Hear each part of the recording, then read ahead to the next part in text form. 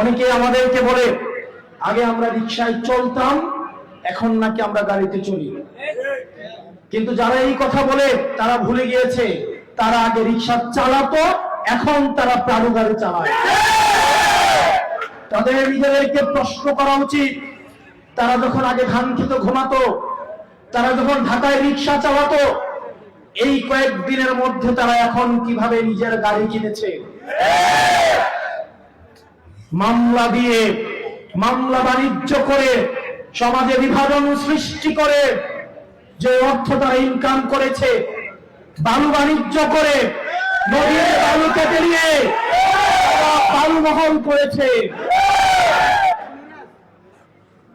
আগে নিজেকে প্রশ্ন করতে হবে। প্রিয় সোনাগাজীবাসী, আমরা চাঁদাবাজির পরিবর্তন চেয়েছি, একই সাথে সাথে চাঁদাবাজেরও পরিবর্তন চেয়েছি। আমরা দুর্নীতির পরিবর্তন চেয়েছি, আমরা চেয়েছি দুর্নীতিগ্রস্ত যে ব্যক্তি তারও সমাজ থেকে চুক্ত হবে এবং দুর্নীতিরও চিরকালীন ভাবে এই সমাজ থেকে চুক্ত হবে। অত্যন্ত দুর্ভাগ্যজনক বিষয়, এই জিনিসগুলোর শুধুমাত্র হাত বদল হয়েছে। সোনাগাজীতে আগে একটা পক্ষ বালুর ব্যবসা করত, এখন আরেকটা পক্ষ বালুর ব্যবসা করছে। আগে একটা পক্ষ মামলা বাণিজ্য করেছে, এখন আরেকটা পক্ষ মামলা বাণিজ্য করছে। প্রিয় সোনাগাজীবাসী, ইতিমধ্যে আমার আগের বক্তারা বলেছেন দেশে এখনো পর্যন্ত কর্মসংস্থান নিশ্চিত হয় নাই। যেই চাকরির আন্দোলনের মধ্য দিয়ে এই গণ অভ্যুত্থান সূচিত হয়েছিল, আমার বেকার ভাইয়েরা এখনো পর্যন্ত তাদের কর্মসংস্থান আমরা নিশ্চিত করতে পারি নাই। নতুন সার্কুলার দেওয়া হচ্ছে না, দলীয় বিবেচনায় চাকরি দেওয়া হবে বলে এই সার্কুলার গুলোকে বন্ধ করে রাখা হয়েছে। আমার বেকার ভাইদের কর্মসংস্থান নিশ্চিত করতে হবে। মাননীয় প্রধানমন্ত্রী আপনি বলেছিলেন আপনার ক্ষমতাকালীন 1 কোটি কর্মসংস্থান আপনি নিশ্চিত করবেন। গত 6 মাসে 1 কোটি দূরে থাক, 10 লাখ দূরে থাক, একটা কর্মসংস্থান আপনারা নিশ্চিত করতে পারেন না। আওয়ামী লীগ দীর্ঘ সময় প্রপাগান্ডা চালিয়েছিল বিদ্যুৎ নিয়ে বিএনপির বিরুদ্ধে। আমরা সেই প্রপাগান্ডায় বিশ্বাস করতে চাই না, কিন্তু বিএনপি সরকার ক্ষমতায় এসে জনগণের হাতে ইলেকট্রিসিটির পরিবর্তে, বিদ্যুতের পরিবর্তে হারিকেন এবং মোমবাতি ধরিয়ে দিয়েছে।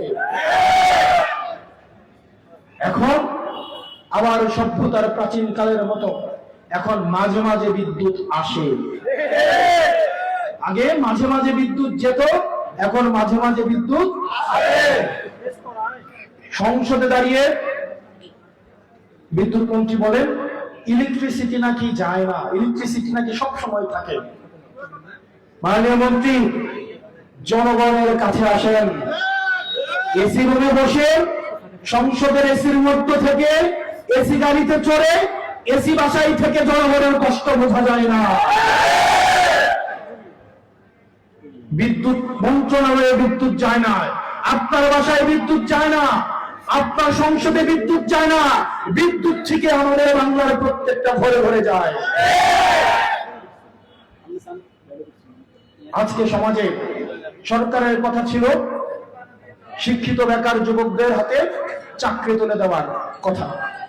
অত্যন্ত পরিতাপের বিষয়, চাকরির পরিবর্তে মাদক এবং জুয়াকে উন্মুক্ত করে দেওয়া হয়েছে। প্রত্যেক মোড়ে মোড়ে অনলাইন জুয়া, প্রত্যেক দোকানে দোকানে অনলাইন জুয়ার সয়লাভ। ওদিকে স্বরাষ্ট্রমন্ত্রী, উনার এলাকায় হচ্ছে মাদকের সবচেয়ে বড় হাব, উনার নিজের এলাকায় মাদক সিন্ডিকেটেও চুরমর। পাছে লোকে বলে মাদকের সাথে উনার কি কোন ধরনের প্রশ্রয় আছে কিনা এটা আমাদের ভেবে দেখা উচিত। প্রত্যেকটা ঘরে ঘরে, প্রত্যেকটা সমাজে সমাজে মাদক যেভাবে ছড়িয়ে পড়ছে, কোন সুস্থ তরুণ প্রজন্ম বেড়ে উঠবে না। আপনারা আগে বলতেন ঈদের পরে আন্দোলন, ঈদের পরে আন্দোলন, কিন্তু কোন ঈদের পরে সেই ঈদ বাংলার জনগণ আর দেখতে পায় নাই।